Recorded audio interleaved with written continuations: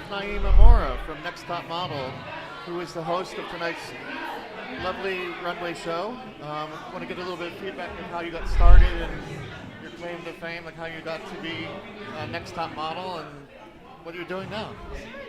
I was discovered here in New York City.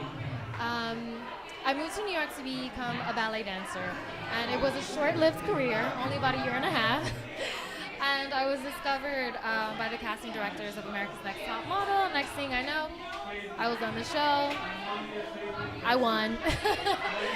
And it led to some beautiful campaigns. And I did a lot of hosting with CoverGirl Cosmetics.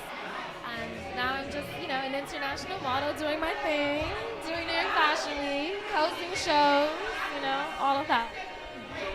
So I was mentioning earlier about our upcoming it's a fashion model, like it's models and designers working together, the competition TV series. It's going to be in 14 different countries around the world. So whoever we choose as the host of the show would need to travel internationally. Is that something that you would be interested in, or that you? I have a valid passport. I think that it's a really cool idea.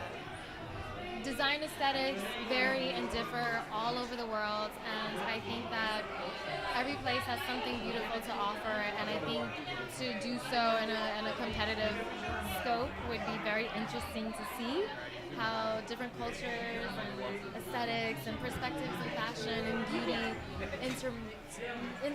intermingle and make a fabulous fierce show. But yes, I have a passport, so. So basically the message of the show is that beauty comes in all shapes and sizes, and we're trying to be more diverse, like diversity and inclusion of all different types, and we're going after, in each of the countries we're going after new faces, both in models and new fashion designers that are up and coming.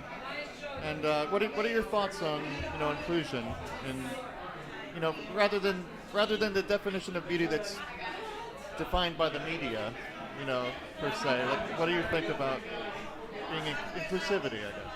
I think that diversity and inclusion is the future of the fashion and beauty industry, in my personal opinion. I've seen that a lot of designers and companies are taking a lead with that theme.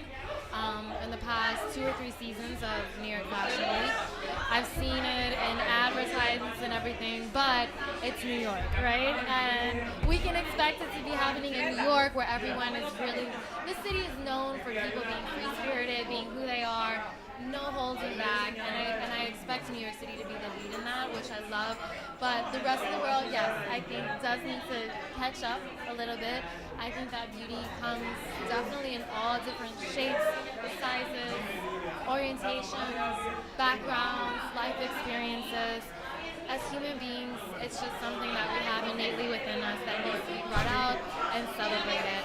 And the fashion industry and the beauty industry, I think, has a big job to really take that on and really start celebrating people on a large scale globally. So, yeah, that's my opinion.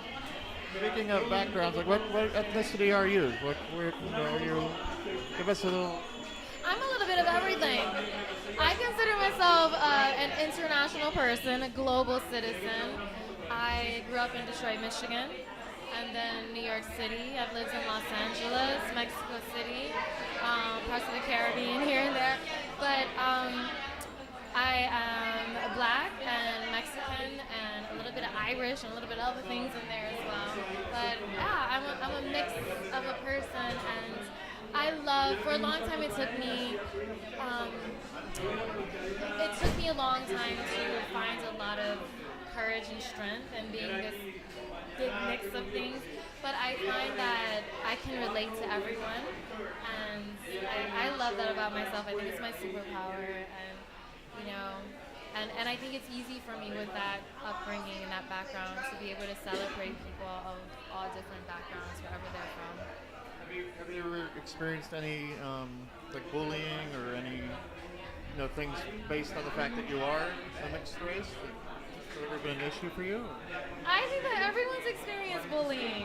I don't think bullying is specific to one group or typically who we see often ostracized in society. I think that bullying happens to everybody, and no bullying. One of the messages of our TV series, we're trying to subtly, bring up self-esteem issues and how that anti-bullying and things like that. So it's all about female empowerment, really, trying to really empower people and positive message. No next top model catfighting where they're trying to cut each other's throats. So we're trying to change that aspect. So we need more positive energy in the world today, don't you think? I agree 100%. I'm a Buddhist, I'm a pacifist, but I think a large part of the shift that we'll see in the future of the world really comes down to just really deciding to be beautiful and good people within ourselves individually, and then one by one, I think people can start to make a shift on a global level. Yeah, generation by generation. It'll take a little bit of time, but I think that it's possible. Yeah. We would love to have you as the host of our TV series, so we'll have to talk to your agent, I guess. Yeah, you call my agent on it. Your people will talk to my people. Thank you for having me. Thank you so much. Thank you, Cynthia. Beautiful. I saw gowns, flowers, elegant beauty. Have you guys enjoyed your evening tonight? Does anyone else need to sneak out? Yeah, we got more people coming in. Where they at? Come on in. Come on in. Wait, no interview? What? No interview. The what? No what? What?